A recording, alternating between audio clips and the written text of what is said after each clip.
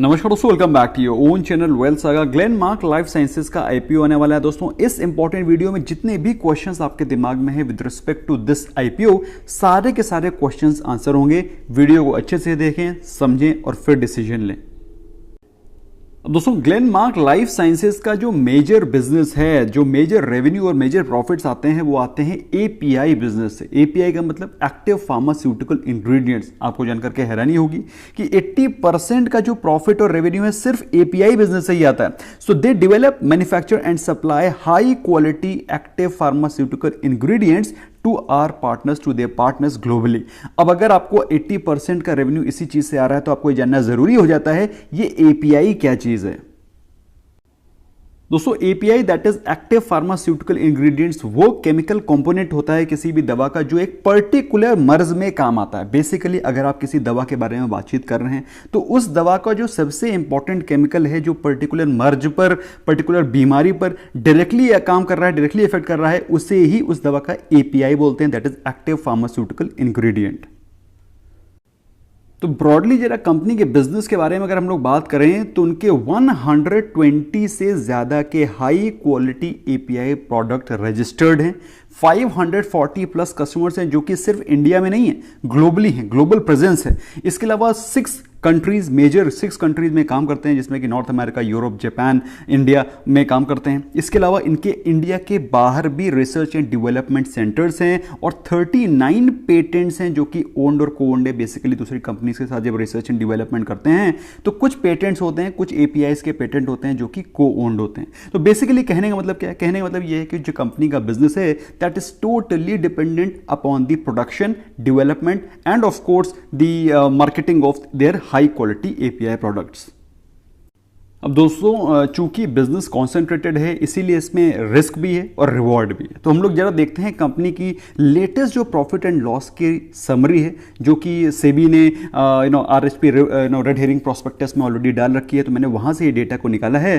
तो दोस्तों, वहां पे अगर हम लोग देखें तो जो कंपनी का अर्निंग पर शेयर है वो है 32.61। दैट इज हर एक शेयर 32.61 रुपीज अर्न करके देता है, जो कि पिछले क्वार्टर में, दैट इज मार्च के क्वार्टर में अगर हम लोग बात करें, मार्च के पिछले साल के बारे में बात करें, पिछले साल इसी मार्च क्वार्टर में जो कंपनी का अर्निंग पर शेयर था दैट वाज 29.04 और उसके पिछले साल दैट इज 2019 के मार्च में जो कंपनी का अर्निंग पर शेयर था दैट वाज 24.64, जो कि बताता है कि कंपनी की प्रॉफिटेबिलिटी में अच्छा इंप्रूवमेंट आ रहा है और कंपनी में अच्छा खासा बिजनेस भी बढ़ रहा है।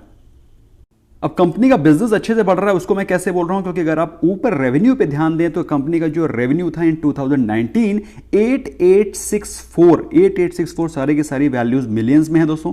तो 8864 से 2020 में जंप करके हो गया 15,373, जो कि बढ़ करके इन 2021 जो कि अभी जो ईयर गया है फाइनेंशियल ईयर 2021 मार्च, उसमें 18,851 हुआ। तो बेसिकली कंपनी का जो रेवेन्यू है, कंपनी की जो प्रॉफिटेबिलिटी है वो आपको साल दर साल बढ़ती और इंप्रूव होती हुई दिखाई पड़ रही है।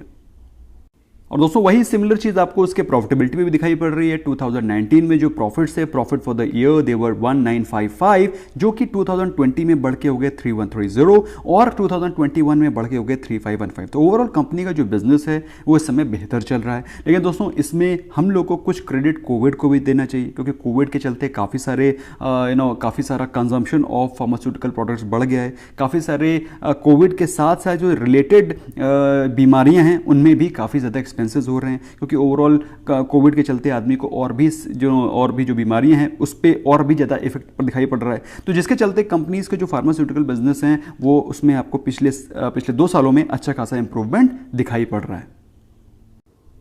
अब दोस्तों, मैं कोविड के साथ इसको रिलेट करने की कोशिश क्यों कर रहा हूं? दोस्तों, आपको मालूम होना चाहिए जो यूएस एफडीए है, यूएस एफडीए इस समय इंडिया के फार्मास्यूटिकल्स को बहुत ज़्यादा रियायत दे करके रखे हुए। और ऐसा रियायत देने का रीज़न क्या है? क्योंकि उनको मालूम है कि इंडिया एक मेजर फार्मास्यूटिकल सप्लायर कंपनी है और इस समय हम लोग अगर कोई ज़्यादा मेजर रेगुलेटरी एक्शन लगाएंगे तो इंडिया फार्मास्यूटिकल प्रोडक्ट को सप्लाई नहीं करेगा। तो दोस्तों, इस समय जो रेगुलेटरी एक्शन है वो बहुत ज़्यादा लीनियंट है, जो कि कोविड के बाद में हो सकता है टाइट हो जाए। सो अगर रेगुलेटरी एक्शंस टाइट होते हैं तो इंडियन फार्मास्यूटिकल कंपनीज को, इंडियन फार्मास्यूटिकल इकोसिस्टम को तगड़ा झटका लग सकता है और ये एक मेजर रिस्क है। दोस्तों जैसे कि मैंने आपको बताया कि तकरीबन 80% से ज़्यादा का रेवेन्यू उसका एपीआई बिजनेस से आता है। तो बाई चांस अगर एपीआई बिजनेस में कुछ इफेक्ट पड़ता है तो इनका मेजर रेवेन्यू हिट हो सकता है। लिमिटेड नंबर ऑफ की कस्टमर्स हैं, ऑल्दो कस्टमर्स काफ़ी सारे हैं, काफ़ी सारी जोग्राफिकल लोकेशंस पे सिचुएटेड हैं, लेकिन जो की कस्टमर्स हैं वो बहुत ही लिमिटेड हैं। और जो इनका जो R&D फैसिलिटीज़ है they are majorly in 2 cities, और वहाँ पर कोई इफेक्ट आता है तो ऑफकोर्स इसका नेगेटिव इंपैक्ट कंपनी के बिजनेस और प्रॉफिटेबिलिटी पे पड़ेगा। और दोस्तों जैसा कि अभी हमने आपको रिसेंटली ही बताया था कि कंपनी का जो भी बिजनेस मॉडल होता है वो एक सप्लाई चेन पे डिपेंडेंट है, और बाय चांस जिस प्रकार की कोविड की वेव्स चल रही हैं, अगर कोई सप्लाई चेन में इंटरप्शन आता है तो वो भी कंपनी के प्रॉफिट्स, कंपनी के रेवेन्यूज में डिले, इंटरप्शन और रिडक्शन इन सप्लाईज को क्रिएट कर सकता है। तो दोस्तों ये है इंपॉर्टेंट रिस्क जिसको कि आपको ध्यान रखना चाहिए। लेकिन ऐसा मतलब नहीं है कि सारे के सारे कंपनी में रिस्क ही हैं, कुछ स्ट्रेंथ्स भी हैं, उन स्ट्रेंथ के बारे में भी बातचीत करते हैं। दोस्तों किसी भी कंपनी का सबसे बड़ा स्ट्रेंथ होता है उसका मैनेजमेंट और उसका प्रमोटर। तो आपको मालूम होना चाहिए ग्लेनमार्क जो कि ऑलरेडी एक लिस्टेड कंपनी है, एक वेल मैनेज्ड कंपनी है, एक्सपीरियंस प्रमोटर है, ऐसा नहीं है कोई नया बिजनेस रन कर रहे हैं, स्ट्रॉन्ग मैनेजमेंट टीम है, तो वो कंपनी को किसी भी प्रॉब्लम से बाहर निकालने की क्षमता रखते हैं, बेसिकली उसको अच्छे से मैनेज कर सकते हैं। इसके अलावा दोस्तों कंपनी के जो प्रोडक्ट्स हैं they are quality focus and has compliant manufacturing and R&D infrastructure, जो कि बताता है कंपनी इज वेल सेटल्ड। ऐसा नहीं है कोई रिसेंट लॉन्च है या रिसेंटली डेवलप्ड बिजनेस है। अगर हम लोग बात करें कंपनी के प्रोडक्ट्स की तो लीडिंग डेवलपर है, manufacturer of high value non commoditized APIs in chronic therapeutic areas.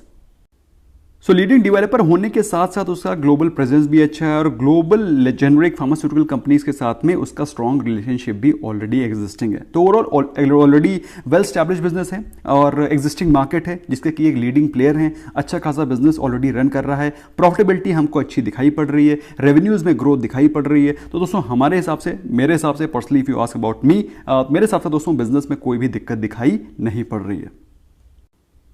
दोस्तों रिस्क आपको दिखाई नहीं पड़ रही है क्योंकि अभी कंपनी के जो सारी की सारी चीज़ें हैं वो इस समय फेवर में ही चल रही हैं। अगर आप रेवेन्यू के बारे में बात करें 2021 आपको इंप्रूवमेंट दिखाई पड़ रहा है। अगर हम लोग बात करें प्रॉफिटेबिलिटी की तो प्रॉफिटेबिलिटी में भी आपको सेम ही सिनेरियो दिखाई पड़ रहा है, आपको राइज ही दिखाई पड़ रहा है क्योंकि इस समय कोविड का माहौल चल रहा है। पिछले 2 साल से दवाओं का कंजम्पशन वैसे भी बढ़ा हुआ है। अब सबसे बड़ा क्वेश्चन ये आता है कि क्या ये बिजनेस मॉडल फ्यूचर में भी सस्टेनेबल है या नहीं है। तो दोस्तों ये है दवाई का बिजनेस। तो दोस्तों दवा का बिजनेस कभी कम हो सकता है, कभी ज़्यादा हो सकता है, लेकिन कभी खत्म नहीं हो सकता। तो ओवरऑल अगर आप बात करें इस बिजनेस मॉडल के तो ये सस्टेनेबल बिजनेस मॉडल है। 399 drug master files and certificates have already been filed, जो कि बताता है कि ये जो बिजनेस मॉडल है सस्टेनेबल है। अब बात करते हैं दोस्तों, अगर कंपनी का बिजनेस इतना अच्छा चल रहा है, कंपनी के पास अच्छा खासा रेवेन्यू और प्रॉफिटेबिलिटी जनरेट हो रही है, तो कंपनी लिस्ट क्यों होना चाह रही है, कंपनी फंड क्यों रेज होना चाह रही है। तो पहले हम लोग एक बार क्विकली देखते हैं कि कंपनी फंड कितना जनरेट करना चाह रही है। Let's see that. तो दोस्तों कंपनी जनरेट करने चाह रही है 1513.6 करोड़ का बेसिकली आईपीओ का इशू साइज है, जिसमें कि फ्रेश इशू हो रहा है 1060 करोड़ और ऑफर फॉर सेल है 453.6 करोड़। अब सबसे बड़ा जो क्वेश्चन है, जो कि आपको जिस क्वेश्चन का आपको आंसर मिलना चाहिए कि कंपनी इस फंड को जो रेज कर रही है उसको कहां यूज करेगी। दोस्तों एज एन इन्वेस्टर ये क्वेश्चन का आंसर आपको मिलना बहुत जरूरी है। तो इस क्वेश्चन का आंसर ये है कि प्रोसीड्स फ्रॉम फ्रेश इशू, जो भी आपको जो भी आप पैसा रेज कर रहे हैं, जो भी ग्लेनमार्क लाइफ साइंसेज पैसा रेज कर रही है, उसमें से 900 करोड़ होगा will be utilize for payment of outstanding purchase considerations to the promoter for spin off the API business. कहने का मतलब ये 900 करोड़ रुपए उनके जो पेंडिंग लायबिलिटीज हैं उनको पे करने के लिए यूज होगा। इसके अलावा अगर बात करा जो बचा हुआ पैसा है दैट इज 152.76 करोड़, वो यूज होगा अगले अगले कैपिटल एक्सपेंडिचर के लिए, बेसिकली जो अगले बिजनेस का जो ग्रोथ होगा उसको फ्यूल करने में। तो बेसिकली ये चीज ऐसी है जो कि मुझे थोड़ी सी अच्छी दिखाई नहीं पड़ रही है। मेजर जो पैसा है वो कंपनी के पुराने बैलेंसेज और आउटस्टैंडिंग लायबिलिटीज पे ही खर्च हो रहा है, और जो मेन ग्रोथ और रिसर्च एंड डेवलपमेंट के लिए यूज हो रहा है वो बहुत ही थोड़ा सा पार्ट है। अराउंड देखा जाए तो ब्रॉडली देखा जाए तो तो मात्र 10% है, क्योंकि अगर आप देखें 1513 करोड़ से 152 करोड़ ही यूज़ हो रहा है फॉर केपेक्स,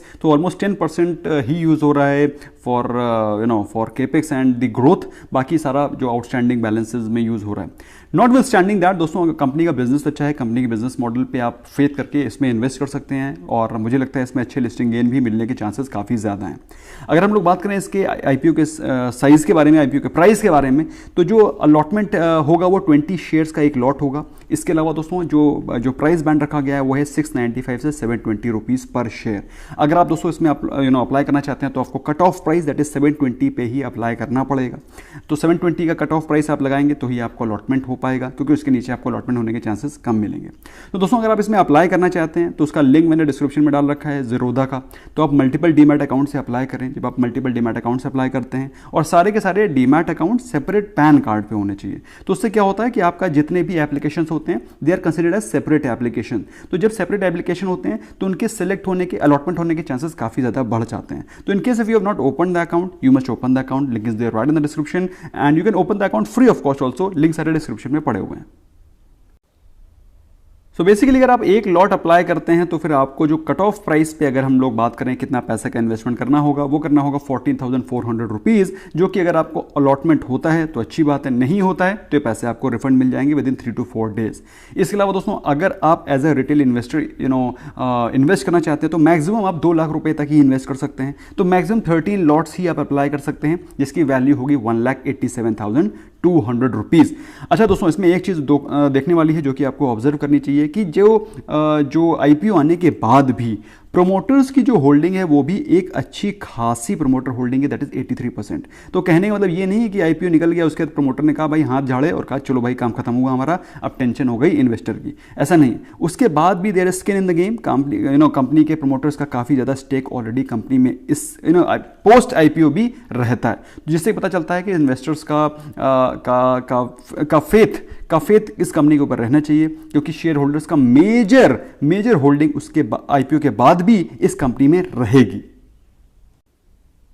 दोस्तों सबसे बड़ा जो क्वेश्चन ये है कि हमको इसकी लिस्टिंग में कितने गेन्स लिस्टिंग डे पे मिल सकते हैं, उसके बारे में बातचीत करेंगे। पहले तो देख लेते हैं इसकी टेंटेटिव डेट क्या है। 27 तारीख को भाई आईपीओ खुलेगा, और अगर आपको अलॉटमेंट हो जाता है तो फिर बेसिकली आईपीओ की लिस्टिंग होगी 6 अगस्त को, ठीक है। तो 27 से 29 की विंडो है जिसमें कि आप इसको अप्लाई कर सकते हैं। सो अप्लाई करने का तरीका मैंने आपको बता दिया है, मल्टीपल डीमैट अकाउंट से अप्लाई करें, जिससे कि आपके अलॉटमेंट के चांसेस बढ़ जाएंगे। सो जो क्वेश्चन है कि कितना परसेंट हमको रिटर्न्स मिलेगा, तो तकरीबन 25% के रिटर्न्स आपको एक्सपेक्टेड हैं एज ऑन लिस्टिंग डेट। 720 का कट ऑफ प्राइस है, और ऐसा माना जा रहा है कि 200 का ग्रे मार्केट प्रीमियम चल रहा है, तो 720 प्लस 200 विच मेक्स इट 920 के आसपास की लिस्टिंग एक्सपेक्टेड है एज ऑन डेट। दोस्तों ये फ्लक्चुएट होता रहता है, ऊपर नीचे होता रहता है, तो बेसिकली अगर आप ब्रॉडली एक्सपेक्ट कर रहे हैं तो 25% 20 से 25% की आपको लिस्टिंग गेन मिलेगा। दोस्तों 20 से 25% के लिस्टिंग गेन जोमेटो में भी एक्सपेक्टेड थे, लेकिन वहां पर कितना ज़बरदस्त लिस्टिंग हुआ है। तो ऐसे में दोस्तों मेरे हिसाब से आपको कंपनी के बिजनेस पे फोकस करना चाहिए। कंपनी की प्रॉफिटेबिलिटी अच्छी दिखाई पड़ रही है, रेवेन्यू भी इंप्रूव हो रहे हैं, कंपनी का बिजनेस मॉडल सस्टेनेबल है, अच्छी खासी प्रेजेंस है, अच्छी खासी मार्केट है। ओवरऑल मेरे को काफ़ी अच्छा बिजनेस लग रहा है। अगर आप चाहें तो उसमें लॉन्ग टर्म के लिए भी इन्वेस्ट कर सकते हैं। लिस्टिंग गेन्स के लिए 25% आपको मिल जाएगा। दोस्तों वीडियो पसंद आया स्मैश करें लाइक बटन, और अपने फ्रेंड्स के साथ भी शेयर करें ताकि उनको भी इस इंपॉर्टेंट इन्फॉर्मेशन के बारे में जानकारी मिल सके। Thank you so very much, bye bye for now.